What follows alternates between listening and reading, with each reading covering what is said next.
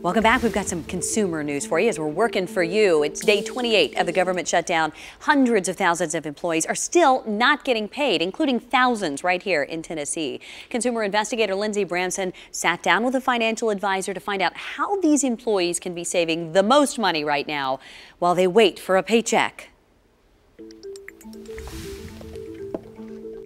Whether you're a TSA worker or federal employee, if you're affected by the government shutdown, be sure you're planning appropriately. This is a great time to go back and reassess, maybe from a budget standpoint on where your family stands.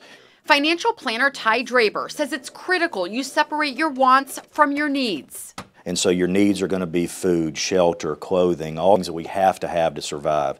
Do you own a home? If so, Draper says get with your bank and see what options you have for paying your mortgage. Some, he says, may even waive late fees. What would you say is the biggest piece of advice you'd have for someone not bringing home a government paycheck right now?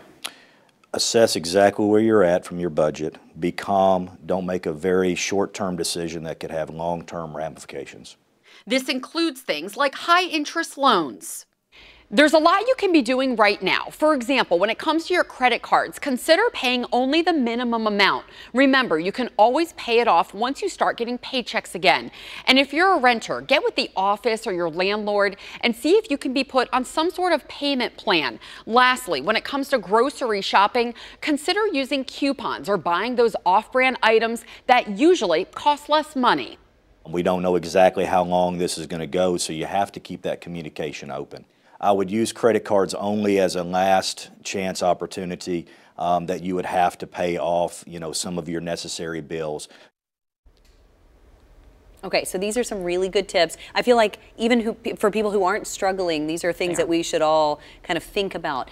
But one of the things that we talk about too for people who are saving for retirement, is this the kind of situation that's serious enough that we should be dipping into maybe 401ks or something like that? So here's the deal, Lauren. Of course, you do not want to dip into your 401k, any sort of retirement plan if you don't have to. First, go to your savings. Take out of just your regular savings account if you have to, and always put that money back once you start getting a paycheck. But if you can, do not dip into your retirement plan. Okay, Lindsey Bramson, thank you so much. And if you have a story idea or even questions for Lindsey, you can send them one of two ways: news@WSMV.com or lindsey.bramson@WSMV.com.